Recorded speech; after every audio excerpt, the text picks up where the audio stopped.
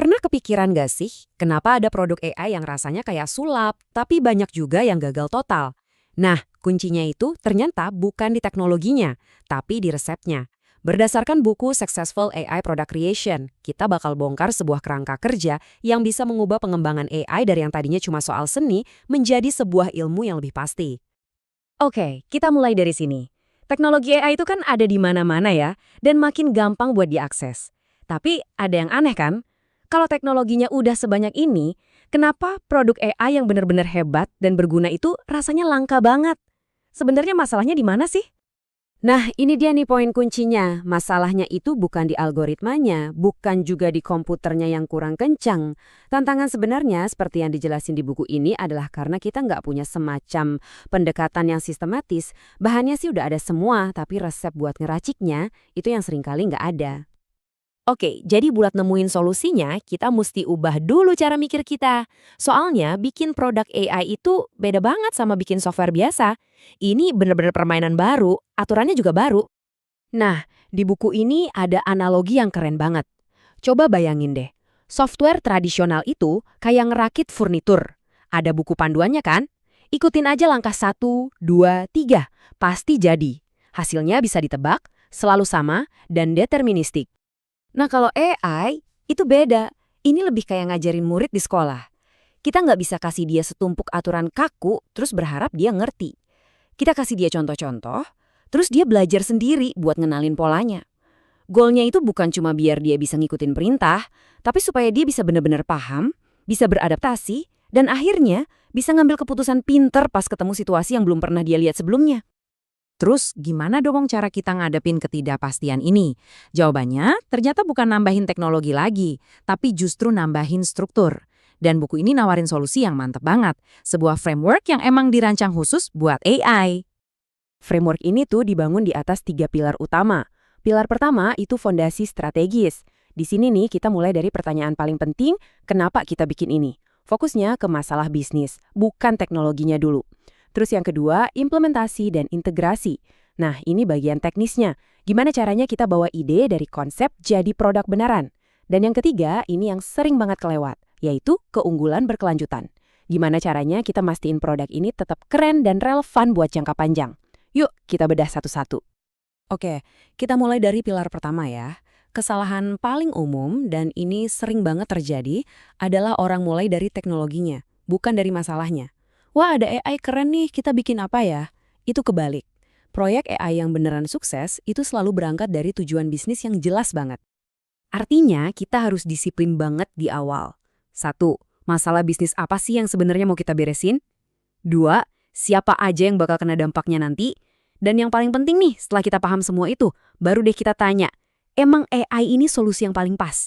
Jangan-jangan ada cara yang lebih simpel. Oke, lanjut ke pilar kedua, dan ini ngomongin salah satu tantangan paling berat, gimana caranya bawa model AI dari lab yang aman dan terkontrol ke dunia nyata yang kadang kejam dan nggak bisa ditebak. Jadi gini, di satu sisi, kita punya dunianya para data scientist, yang kita sebut MDLC atau Model Development Life Cycle. Dunia ini tuh isinya eksplorasi, coba-coba, eksperimen terus-terusan. Tujuannya ya satu, nemuin model yang paling jago. Nah, di sisi lain, kita punya dunianya para engineer software tradisional atau SDLC, Software Development Life Cycle. Kalau dunia ini fokusnya beda banget. Mereka mikirin stabilitas, biar bisa diprediksi, dan bisa diandelin.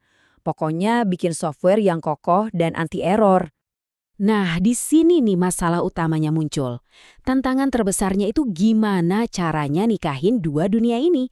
Dunia MDLC yang penuh ketidakpastian dan coba-coba, sama dunia SDLC yang butuh kestabilan dan kepastian. Ini kayak nyoba gabungin laboratorium riset sama pabrik perakitan mobil. Beda banget kan cara kerjanya? Oke, pilar terakhir, pilar ketiga, ini yang bikin AI beda dari software biasa. Kalau software biasa, pas udah launching, kerjaan udah hampir selesai. Kalau AI, justru pas launching, tantangan barunya baru aja dimulai. Kenapa gitu? Karena ada yang namanya model drift. Gini, dunia di luar sana kan berubah terus ya.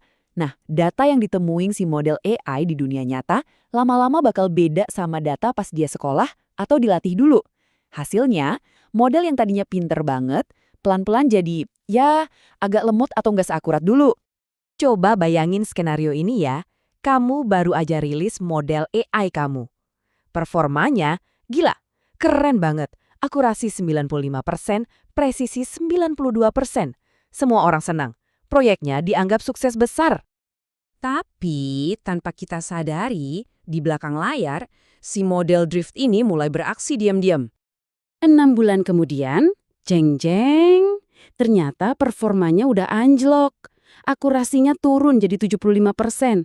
Nah, ini bukti nyata kenapa produk AI itu butuh diurusin terus-menerus.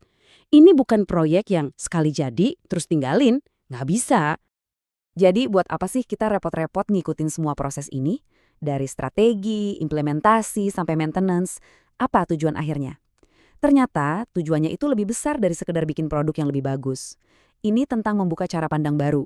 AI itu bukan lagi sekedar fitur tambahan, tapi AI adalah user experience-nya itu sendiri, pengalaman penggunanya. Ini pesannya dalam banget loh. Framework yang kita bahas tadi itu bukan cuma soal teknis atau proses.